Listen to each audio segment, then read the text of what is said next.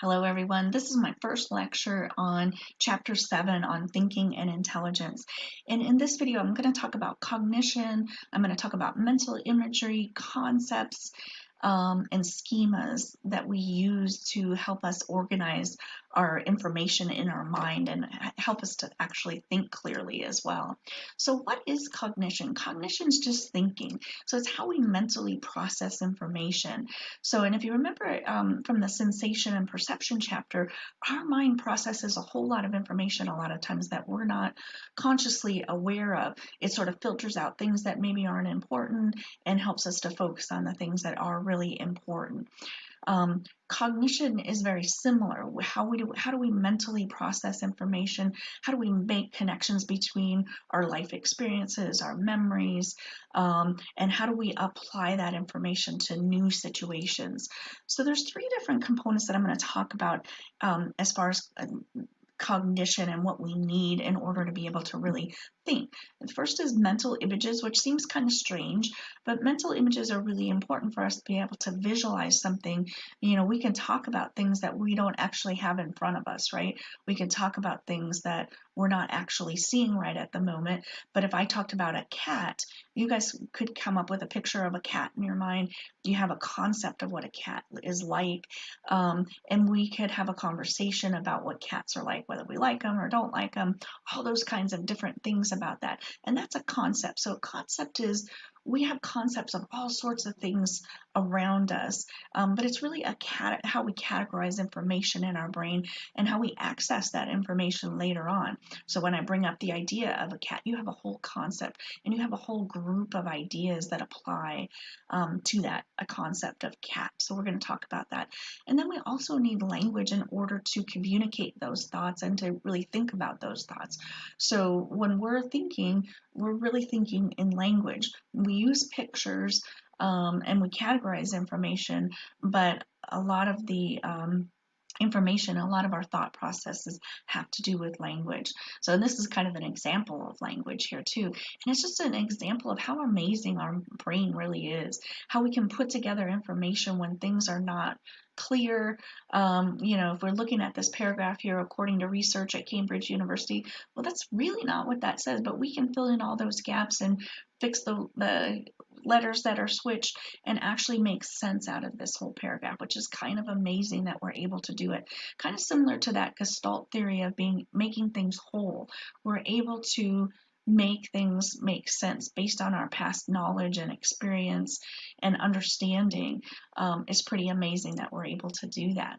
So mental imagery can be really powerful. So this basketball player here hopefully is imagining that he's going to make that shot, right? If he imagines that he's going to miss that shot, he's going to miss that shot, right?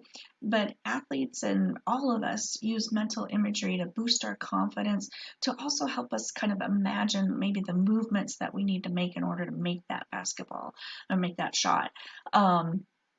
And many of us have probably been given that advice when you have to give a speech, is to picture yourself really succeeding at doing that. If you're doing a job interview, picture yourself doing really well at that. Even if you're not confident, it will help boost your confidence if you can picture yourself doing well at that. And it's not going to make you perfect in your delivery, but it will make you better and it will help you to do a good job of that. So mental imagery can be really powerful and helpful. And you know, we imagine stuff all the time. So little Lisa's here imagining a little baby lamb that she's eating. So mental imagery is not always useful, but but we do have all sorts of information that's stored in our visual lobe. So our visual lobe, if you remember, is in the very back of our brain. Sometimes they call it the occipital lobe as well.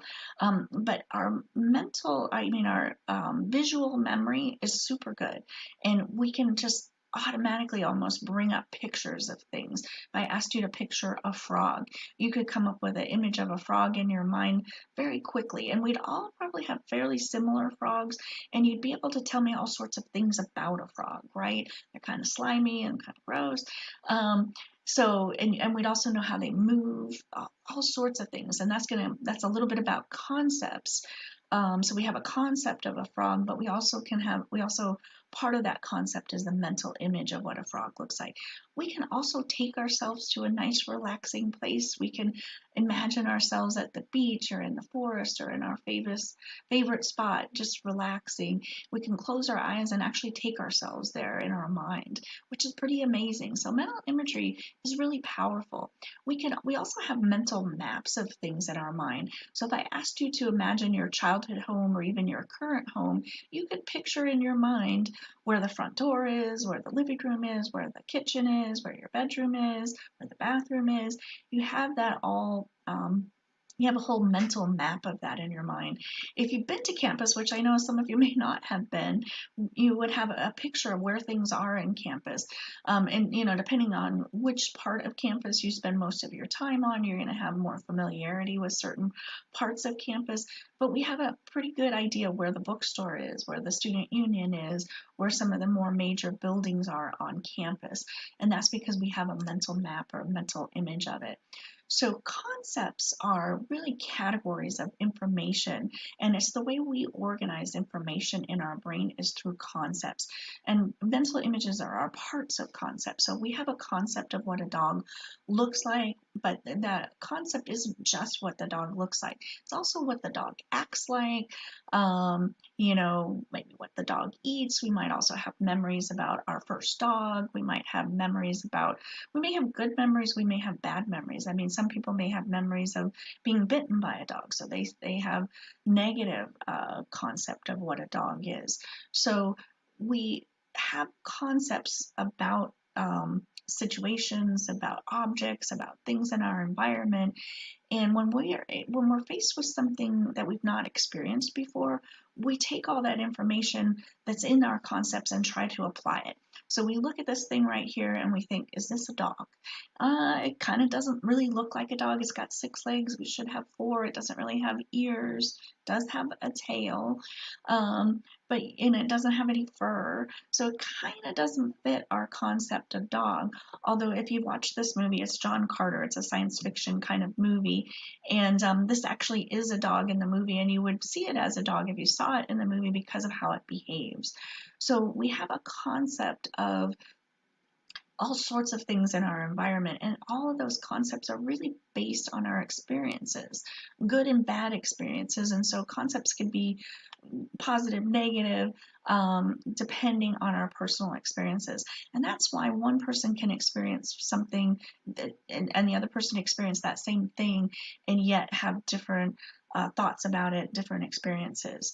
So that's a concept. A prototype is just the best example or the ideal example of a concept. So we all have kind of an image of what an ideal dog should look like, maybe what an ideal cat should look like, maybe what an ideal school should look like. And that's just a prototype. So we have the best example of a concept. Then we also have natural concepts, and we also have artificial concepts. So natural concepts are things that kind of occur in nature and occur naturally. And we can have a natural concept through personal experience. So if we've experienced snow before, we can have a natural concept of that. But we can also have a good understanding about snow just from watching on television or seeing pictures. We have an idea of what snow is like. And it's something that occurs in nature, and it's a natural concept. Whereas an artificial concept is something that's kind of created by man. So different shapes, squares, triangles, things like that. So these are concepts that we wouldn't necessarily experience unless we were taught this. So, if you think about geometry and things like that, we're taught a lot of artificial concepts there. The last thing I'm going to talk about in this lecture is schemas and schematas. Sounds like a silly show. And I put the word schemata in there. I don't typically use that word. Sometimes in psychology and in language, we use 3-4 different words to mean exactly the same thing. So a schema and a schemata are basically the same thing. Schemata is what we say when we're talking about plural, more than one schema. So if you see that, and a book uses both of these terms, that's what it means. So a schema is really just a group of concepts that we use to apply to particular situations, particular objects, particular people, helps us to organize information even better than just having concepts. And it can be a good thing and it can be a bad thing. So we certainly make a lot of automatic assumptions based on schemas. We take all the information from our past experiences and our knowledge about the situation, and we apply it to the situation, and it can also be to a person. So we have what we call a role schema, and what that is we have ideas about how people should behave that have particular roles. So we have an idea of what a professor should look like and act like and dress like. The same thing with a librarian. We have an idea of what they should be like. A nun.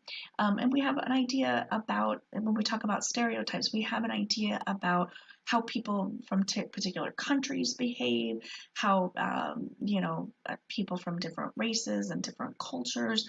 We have a whole concept about what those people are like, and sometimes we're wrong, and sometimes those concepts can be positive and sometimes they can be negative.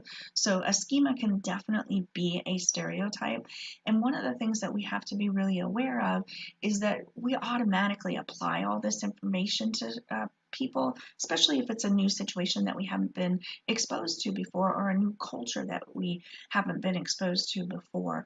And sometimes we make really negative assumptions. If you think about Middle Eastern culture, we have a lot of negative ideas and experiences that we might apply to an individual person that is from the Middle East that might really not be a very fair assumption that we're making. So we automatically make those assumptions, but we don't have to keep those assumptions, and we need to be open to learning, having new experiences and learning more about different cultures. But this is kind of one of the ways that stereotypes occur, is that we put together information that we get from all sorts of places, the media, our personal experiences, our family experiences, and we cluster all that information together.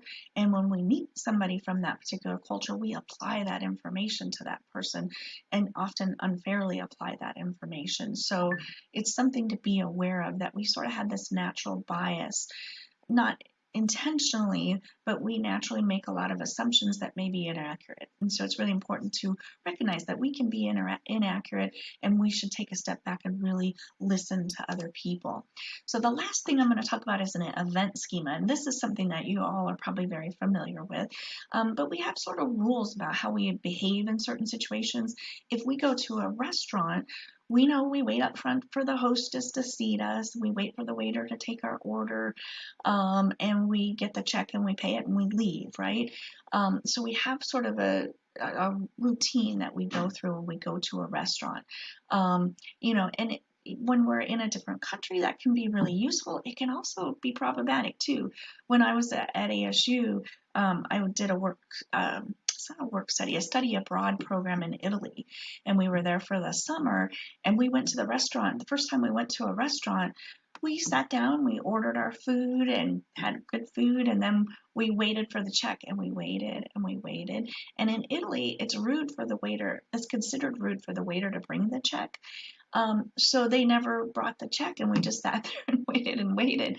And we had to go and finally ask for the check, but we didn't realize that that wasn't their routine. So sometimes event schemas can be really helpful, because we know the routine. We don't have to think about it. We just do it. But if we're in a different place, in a different country, that same schema may or may not apply. I think the elevator schema is a pretty universal schema. I think most of us know how to behave in an elevator. We typically make sure there's space between us and other people. We look forward. We don't carry on conversation with strangers. So there's a lot of social rules about how we behave in elevators. And I don't know, it'd be interesting to find out. I think it's pretty universal. When we go to a grocery store, we have a routine. We go get a cart, we get our groceries, we check out. We know that. So that's an event schema. How do people behave at weddings? How do people behave at funerals? And, how do we deal with this kind of a situation? So it helps us to just put together really quickly what we need to do in a particular situation. So our mind has all sorts of information stored in concepts and schemas and in mental images, and that really helps us to cope with different situations, handle situations well, and it's an important part of our cognition.